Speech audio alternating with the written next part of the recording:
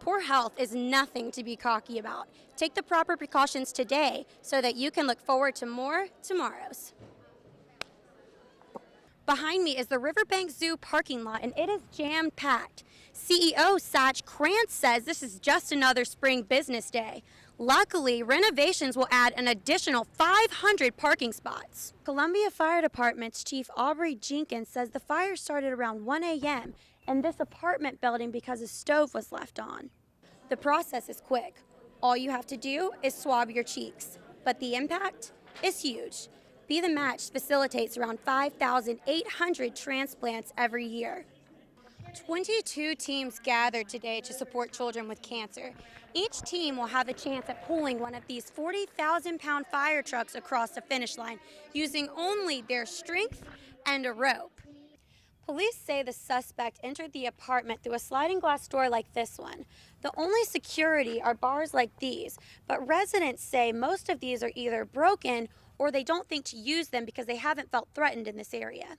Santiago says he will stay with Columbia Police Department regardless of who is appointed the new chief. President Obama also signed an executive order giving the U.S. authority to impose sanctions on key sectors of Russia's economy.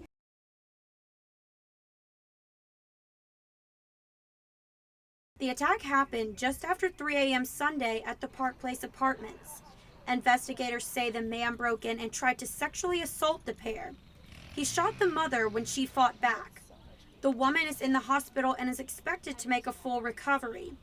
Park Place residents and people who live nearby are shocked and worried about their safety. Amanda Adimovic is the same age as the victim and also has a young daughter. I'm very shocked. It could have happened to anybody. It could have happened to me. Adimovic was at the Riverbank Zoo on Sunday when she began receiving frantic phone calls from friends. That's when she realized how easily this could have happened to her. I haven't been here very long. This is my first time hearing about stuff like this, especially somebody that's coming walking in your house while you're asleep. That's just it's very scary.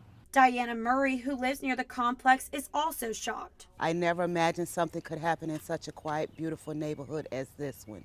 And truly, my heart goes out to that family. Police say the suspect entered the apartment through a sliding glass door like this one.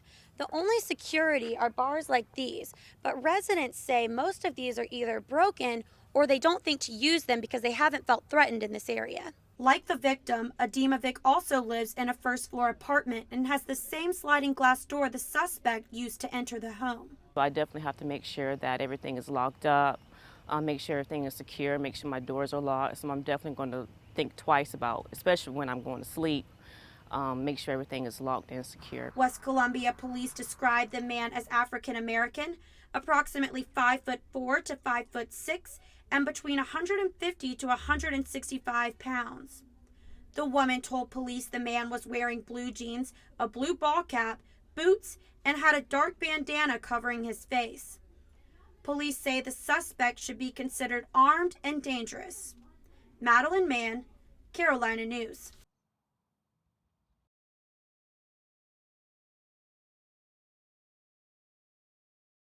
Charlie Jones was sound asleep Monday night when a neighbor woke him up saying his apartment was on fire. I was in a good sleep, and thank God they did, because if they had not, still been asleep. When fire crews arrived on the scene, they had smoke and fire showing from the apartment.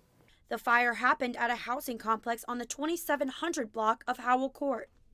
3 of the 4 apartments were occupied. Columbia Fire Department's Chief Aubrey Jenkins says the fire started around 1 a.m.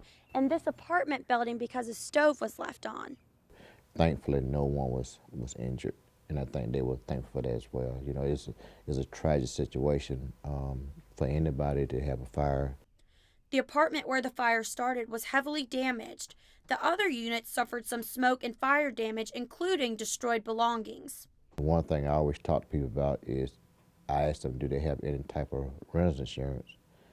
You got to keep in mind when something like this happens, the person that owned the house, owned the apartment, is not responsible for your furniture, clothing, you know, your contents. Jenkins says none of the people living in the apartments have renter's insurance. The Red Cross is helping to take care of the families displaced by the fire, including providing temporary housing. Madeline Mahon, Carolina News.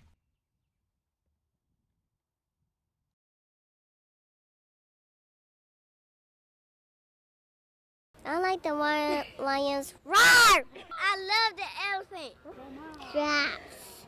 I love the gorillas. These are just a few of the many reasons the Riverbank Zoo is the top ticketed tourist attraction in South Carolina.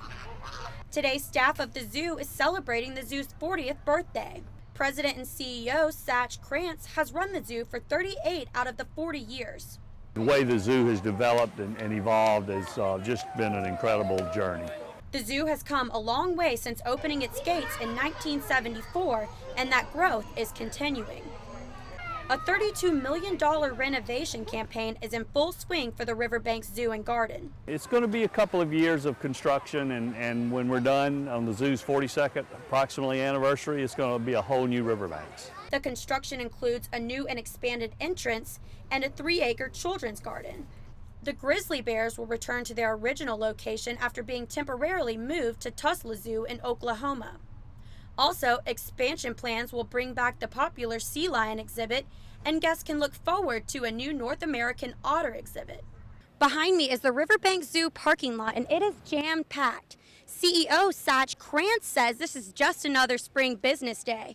Luckily, renovations will add an additional 500 parking spots. Frequent visitors like Janet Childress are grateful for these extra spaces. Childress travels from Marietta, Georgia to take her grandkids to their favorite place. 5-year-old Taylor loves riverbanks. It's my favorite food. Her favorite animal? Monkeys. Childress and many other visitors are excited to see what the renovations will bring. But for now, they're celebrating the zoo's first 40 years. And a celebration would not be complete without a cake. Madeline Mahon, Carolina News.